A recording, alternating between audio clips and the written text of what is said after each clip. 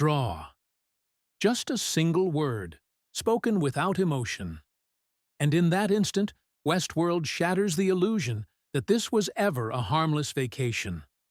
I still remember the gunslinger standing motionless in the dust-choked street, his arm lifting with mechanical certainty, as if the motion had been rehearsed centuries ago. The air turns cold. The game is over. The rules have dissolved.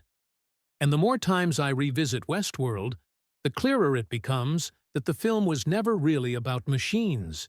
It was about people, people who pay to escape consequences. In this world, violence is entertainment, sex is a service, and memory can be erased so everything starts fresh. Made years before Star Wars, Westworld dared to ask questions science fiction still struggles to answer. What happens when control systems work exactly as designed? And morality is optional? The idea itself was born from an unsettlingly familiar place. Michael Crichton didn't imagine Westworld while studying futuristic labs or advanced computers. He imagined it after visiting Disneyland.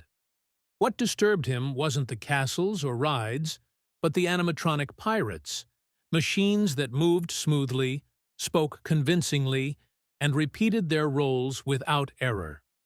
They weren't smart, they were obedient. And that obedience raised a darker question. What if they never stopped? Not because they rebelled, but because they continued doing exactly what they were built to do, even after humans lost control. That discomfort became Westworld, a glossy theme park where cruelty is packaged as luxury and safety is assumed, not earned.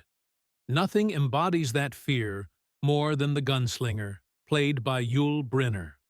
His presence is unforgettable. Black hat, rigid posture, empty stare. What makes it even more chilling is the context behind it. When Brynner took the role, his career was fading. He accepted the part out of necessity, not belief. From that desperation emerged one of cinema's most influential villains. The gunslinger has no speech, no motive, no rage. He simply advances, stops, fires, and continues. His costume deliberately mirrors Brynner's heroic look from The Magnificent Seven, turning a once noble image into an emotionless killing machine. That transformation didn't just unsettle audiences, it rewired cinema. John Carpenter would later draw from this presence to create Michael Myers. Arnold Schwarzenegger would echo it in The Terminator. Evil, it turns out, doesn't need passion. It only needs persistence. Ironically, the human protagonists were chosen almost by accident. The studio initially wanted big names, but one by one they walked away, unsure about a strange sci-fi western with no clear guarantees. Eventually, the leads went to less dominant faces, including Richard Benjamin and James Brolin. That decision changed everything. These characters aren't heroes. They aren't brilliant or brave. They're ordinary men promised safety, only to discover there is no exit clause. And because they're ordinary, the terror feels personal. Westworld doesn't destroy exceptional people. It destroys tourists. Rewatching the film today also reveals its blunt honesty about desire and power. Robots are openly designed for sex. There's no metaphor, no romantic framing. Consent is irrelevant because refusal is impossible. Crichton films these moments coldly, without glamour.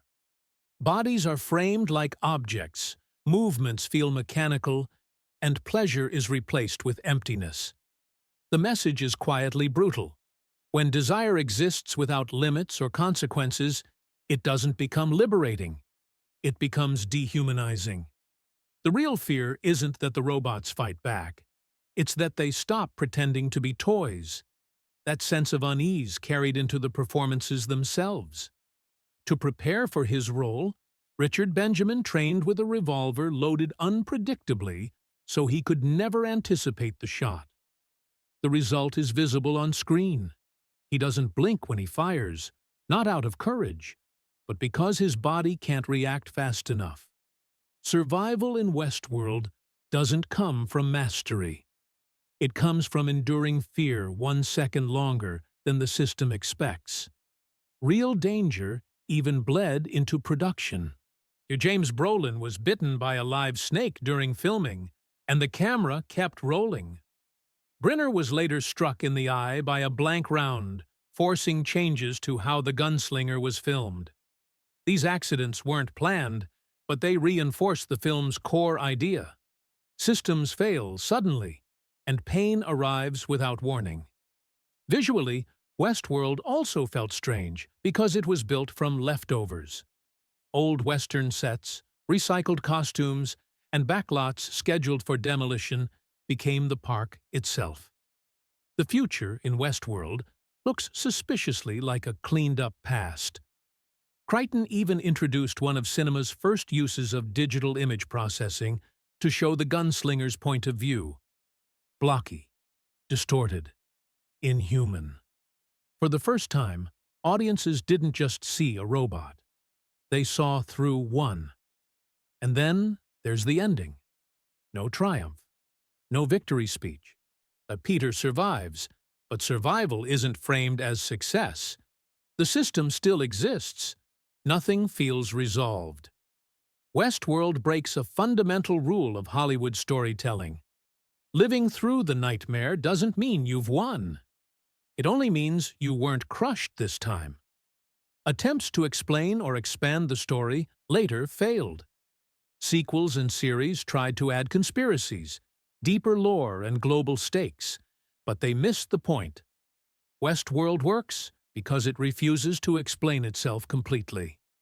Its power lies in ambiguity. In the end, the most frightening thing about Westworld isn't robots turning on humans. It's how familiar everything feels. The systems are comforting. The rules are clear. The promises sound reasonable. And when it all collapses, it's not because something went wrong, but because everything worked exactly as intended.